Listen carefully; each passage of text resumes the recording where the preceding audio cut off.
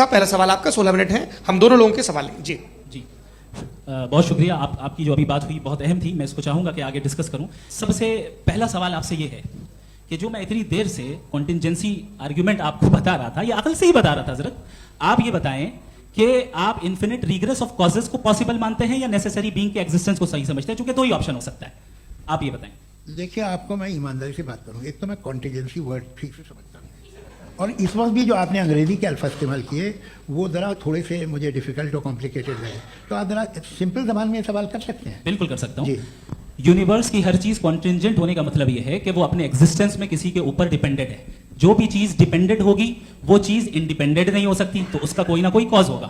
تو اب آپ کیا سمجھتے ہیں کہ یہ انفینٹ ریگریس ہے, یعنی کاز پر کاز, کاز پر کاز, کاز پر کاز, اور کبھی کوئی یعنی یہ اینڈلیسلی چلتا رہا. چونکہ اگر ایسا ہوگا تو ہم تو ایگزسٹنس میں آتے ہی نہیں. لاجیکلی یہ متفق علیہ چیز ہے, متفق علیہ اگریڈ اپون.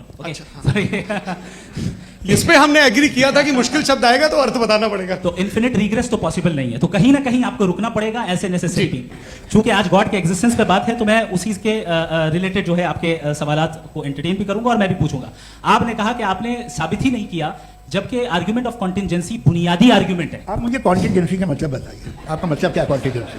کانٹینجنسی کا مطلب یہ ہوا کہ ہر وہ وجود جو کسی بھی چیز کا پابند ہے, ہر وہ وجود یا ہر وہ چیز جو اپنے ایگزسٹنس میں کسی بھی چیز کے پابند ہے اور اس سے باؤنڈ ہے, اس کو اس کی ضرورت ہے, اس پر ڈیپینڈ کرتی ہے, تو ظاہر سی بات ہے کہ اس کا کوئی نہ کوئی کاز ہوتا ہے. یہ تو عقل کی بات ہے, یہ آپ ریزننگ کی بات کرتے ہیں, میں وہی کر رہا ہوں. دوسری چیز, آپ نے یہ بات کہی کہ اتنے بلین لائٹ ایئرز دور ہے, اس کا میرا کیا لینا دینا. پھر میرے خیال سے آپ کو یہ نہیں کہنا چاہیے I think there for I am N atheist. آپ کو سوچنا چاہیے, صرف آپ ایک لمیٹڈ دائرے میں رہ کر نہیں سوچیں بلکہ باہر نکل کر سوچیں.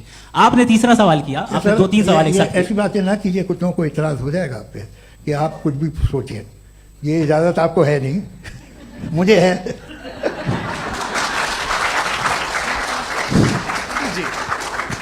آپ نے پرابلم آف ایول کے تعلق سے سوال کیا اور بار بار آپ ایک لفظ ریپیٹ کر رہے ہیں کہ اومنی پوٹنٹ گاڈ ہے, آل پاورفل گاڈ ہے. یہی تو دراصل سمجھنا ہے کہ گاڈ کا کانسیپٹ کیا ہے. پرابلم آف ایول جو ہے, پرابلم آف ایول در حقیقت 2 اسمپشنز پر قائم ہے. اگر آپ ان 2 اسمپشنز کو سمجھ جائیں تو یہ پرابلم نہیں رہے گی, آرگیومنٹ آپ کو سمجھ میں آ جائے گی کہ یہ کولیپس کر جاتا ہے. پوائنٹ نمبر 1, یعنی جو آپ کا سب سے پہلا فالس اسمپشن ہے کہ گاڈ مرسیفل ہے, اومنی پوٹنٹ ہے, دنیا میں ظلم ہو رہا ہے.